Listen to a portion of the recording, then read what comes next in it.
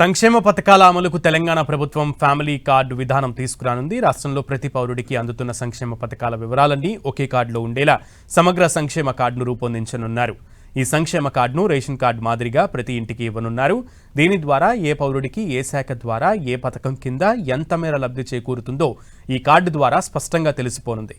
ఈ మేరకు అన్ని శాఖల లబ్ధిదారుల డేటాను సేకరించాలని అధికారులను ఆదేశించారు సీఎం రేవంత్. సమగ్ర సంక్షేమ కార్డు ద్వారా రాష్ట్రంలోని ప్రతి పౌరుడి పూర్తి సంక్షేమ ప్రొఫైల్ ఒకే చోట అందుబాటులోకి వస్తుందన్నారు ముఖ్యమంత్రి. ఈ డేటాను అన్ని కోణాల్లో ఏఐ సాయంతో విశ్లేషిస్తే సంక్షేమ పథకాల అమలులో పారదర్శకత పెరుగుతుందన్నారు. నిజమైన అర్హులకు పథకాలు మరింత ఖచ్చితంగా చేరుతాయన్నారు. అదే సమయంలో అనర్హులను గుర్తించడం సులభం అవుతుందని అభిప్రాయపడ్డారు ముఖ్యమంత్రి రేవంత్ రెడ్డి. నైపుణ్యాభివృద్ధి, శిక్షణ కార్యక్రమాలతో పాటు పాస్పోర్ట్లు, వీసాల జారీకి సంబంధించిన సమాచారం ఒకే చోట అందుబాటులో ఉంచితే అనధికార ఏజెంట్ల ప్రమేయం తగ్గుతుందని తెలిపారు. ప్రతి శాఖ వేర్వేరుగా కార్డులు ఇచ్చే పద్ధతికి బదులు ఐటీ శాఖ ఆధ్వర్యంలో సమగ్ర సంక్షేమ కార్డు ఉండాలని సీఎం సూచించారు.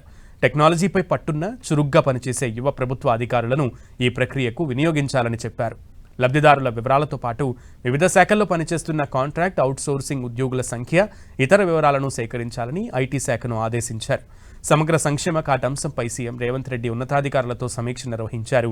ఈ మీటింగ్లో మంత్రి శ్రీధర్ బాబు, సిఎస్ రామకృష్ణారావు, ఇతర ఉన్నతాధికారులు పాల్గొన్నారు.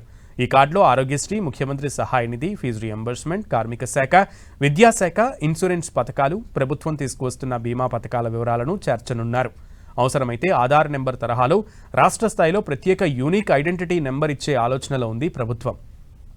ఇటీవల తెలంగాణ ప్రభుత్వం నిర్వహించిన సమగ్ర సామాజిక, ఆర్థిక, విద్య, ఉపాధి, రాజకీయ, కుల సర్వే వివరాలను కూడా ఈ కార్డుకు అనుసంధానించనున్నారు.